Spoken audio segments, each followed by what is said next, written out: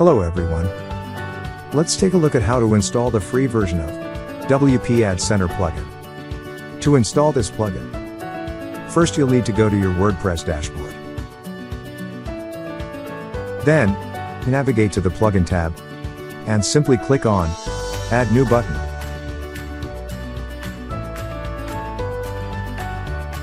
After that, you can go to the search bar and search for WP AdCenter.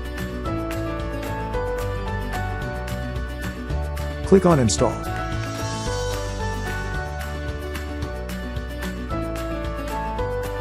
Once it is installed, you can click on the Activate button to activate your plugin.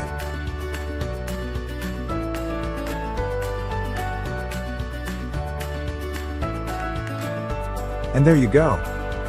Now you can easily control every aspect of advertising for your site.